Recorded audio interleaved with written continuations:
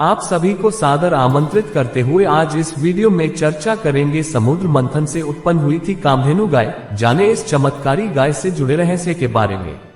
इससे पहले आप सभी से निवेदन है कि अगर आपको वीडियो पसंद आए तो चैनल को सब्सक्राइब जरूर करना।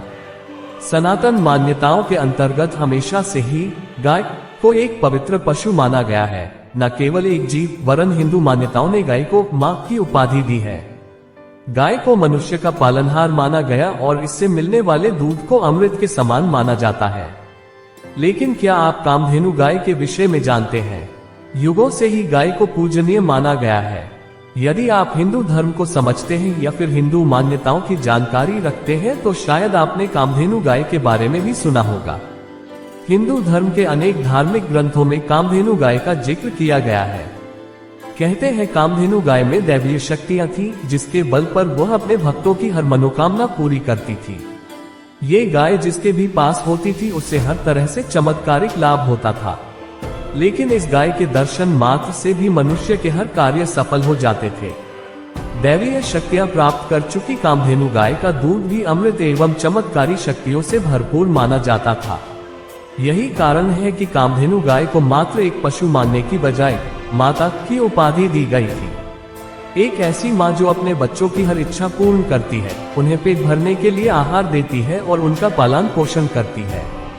लेकिन क्या आप जानते हैं कि कामधेनु गाय की उत्पत्ति कहाँ से हुई? एक पौराणिक कथा के अनुसार समुद्र मंथन के समय देवता और दैत्यों को समुद्र में से कई वस्तुएं प्राप्त हुई, जैसे कि मूल्यवान रत्न, अप्सराएं, शंख, पवित्र वृक्ष, चंद्रमा, पवित्र अमृत, कुछ अन्य देवी देवता और हलाहल नामक अत्यंत घातक विष भी।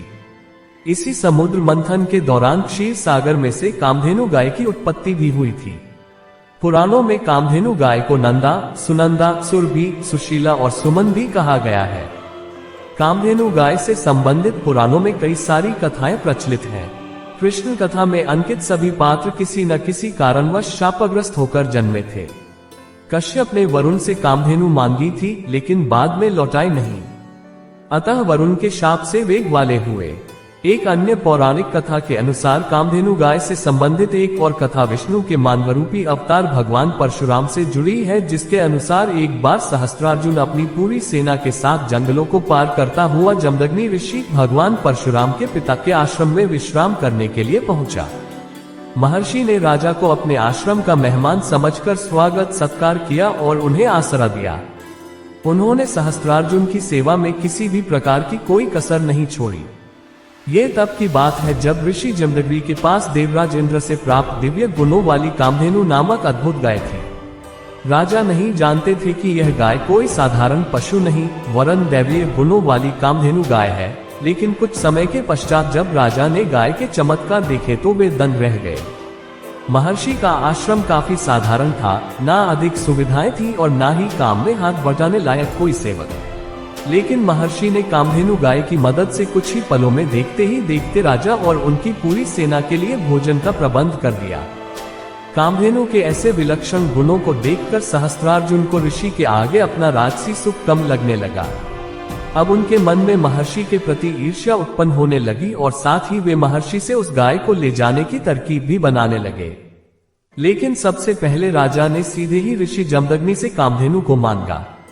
किंतु जब ऋषि जमदग्नि ने कामधेनु को आश्रम के प्रबंधन और जीवन के भरण पोषण का एकमात्र जरिया बताकर उसे देने से इनकार कर दिया, तो राजा ने बुराई का मार्ग चुनना सही समझा। राजा ने क्रोधित होकर ऋषि जमदग्नि के आश्रम को उजाड़ दिया। सब तहस नहस हो गया। लेकिन ये सब करने के बाद जैसे ही राजा सहस्त्रार्जुन अपने साथ कामधेनु को ले जाने लगा तो तभी वह गाय उसके हाथों से छूटकर स्वर्ग की ओर चली गई। और आखिरकार दुष्ट राजा को वह गाय नसीब नहीं हुई। लेकिन वहीं दूसरी ओर महर्षि जमदग्नि दोहरे नुकसान को झेल रहे थे।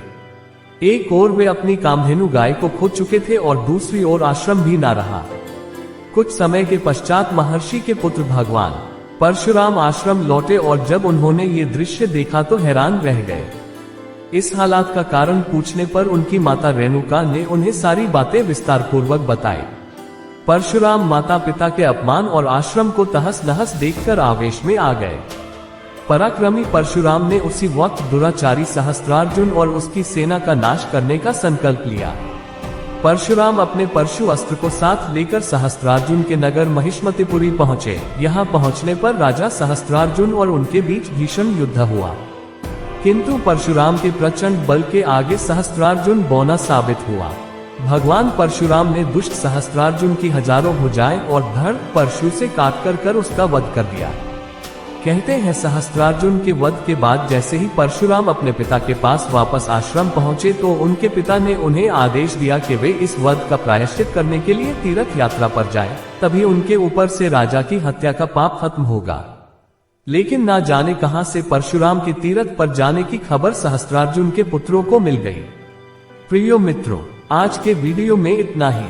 कल फिर मिलेंगे एक नए वीडियो के साथ। तब तक आप सब खुश रहे, मस्त रहे।